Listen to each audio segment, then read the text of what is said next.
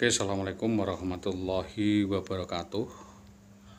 Masih fatsum tambahan berkaitan dengan beberapa hal yang perlu kami sampaikan, bahwa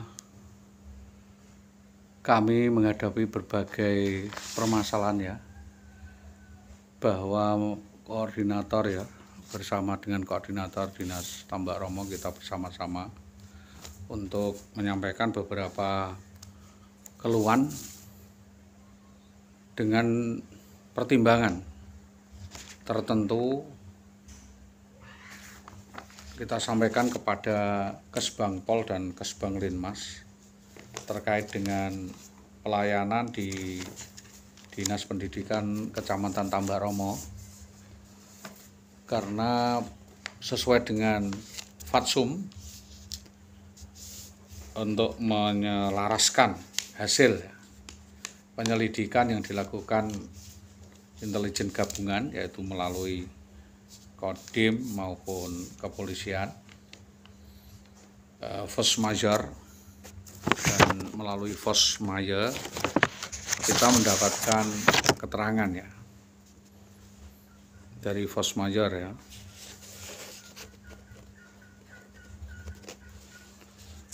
unsur kepolisian Lidik 1, Lidik 2, Lidik 3 melalui Satreskrim Polres Pati hingga saat ini belum ada kejelasan ya atas SPDP dan keterangan lanjutan atas laporan-laporan yang pada intinya menjelaskan bahwa saudara IWW ini memiliki suatu kelainan ya.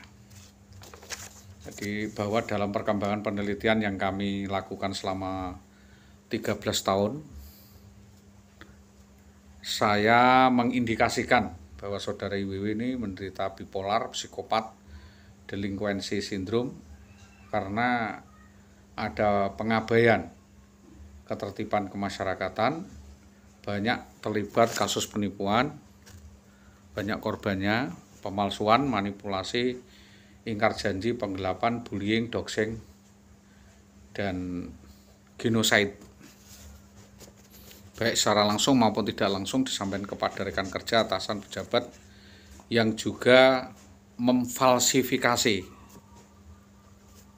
ya, atau mempersalahkan, menyampaikan bahwa menampaikan persepsi ya, perception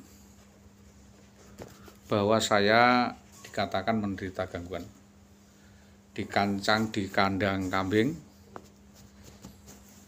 sedang atau DGJ ya, DGJ, sedang ibu saya dikatakan sakit di atas ranjang, dan dia katakan tidak kuat ngurus suami dan mertua dan anak-anak yang memberatkan, makanya dia memilih pergi. Ini menuntut kejelasan untuk aman tempat bekerja, untuk kenyamanan melaksanakan tugas negara. Sekalipun ini benar, tapi tidak normatif. Ini tidak normatif dan menjadi catatan kepolisian bahwa dalam hal ini rumor yang berkembang disampaikan di tengah-tengah masyarakat, baik langsung maupun tidak langsung, dari atasan kepada kami, kepada dan dari atasannya kepada kami, memang seperti itu. Lalu di Dinas Pendidikan Kabupaten Pati melalui HR Ahmadi, Samsuri Kasdam, Sri Utami juga seperti itu. Jadi apa yang kami sampaikan ini ditinggal tidur. Apa yang kami utarakan ditinggal tidur, tidak ditanggapan, tidur ya. Jadi secara lisan didengar dan tercatat, namun kenyataannya hal itu tidak terpenuhi atau tidak dipenuhi, tidak dianggap benar, dan tidak terpenuhi. Maka dari ini kembali saya sampaikan kepada Kesbangpol, Kesbanglinmas, gabungan dengan Kodim, yaitu satu, dugaan suatu perbuatan menggelapkan status seseorang sehingga tidak tentu, yaitu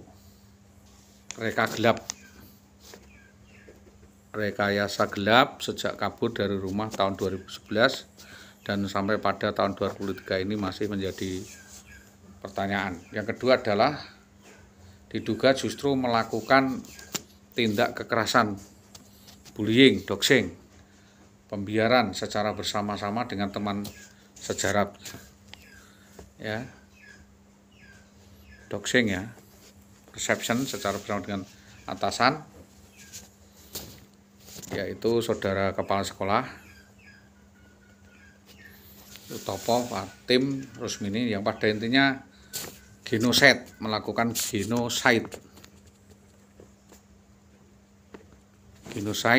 baik melalui medsos ataupun bersama-sama dengan PNS, guru, karyawan di dinas pendidikan, dan tidak memenuhi permintaan permediasi yang baik dan resolusi, serta membiarkan dan dengan sengaja membiarkan kasus dalam skandal internal kedinasan yang didahului kekerasan yang dilakukan oleh Jayus Setianto. Keterangan Muhammad Sutopo untuk dipertanggungnya soal aroma tidak sedap. Apa itu? Selanjutnya, sebenarnya apa yang kami sampaikan ini tidak patut kami sampaikan kalau tidak terpaksa.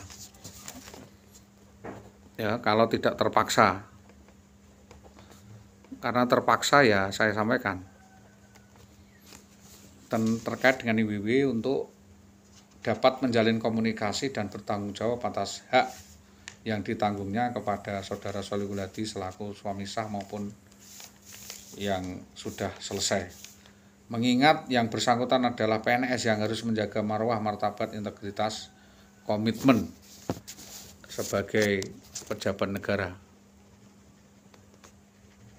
Punya komitmen. Maka dengan ini, dengan sangat berhati-hati kami menyampaikan hal ini kepada yang terkait, termasuk APH, pihak terkait untuk dapat memanggil dan meminta keterangan kepada para pihak dalam rangka mempertanggungjawabkan hal utama terkait pelanggaran-pelanggaran etika disiplin PNS yang dimaksud di dalam surat laporan. Bahwa PNS yang seharusnya berbagi dengan pasangan sah itu menuntut suatu tanggung jawab.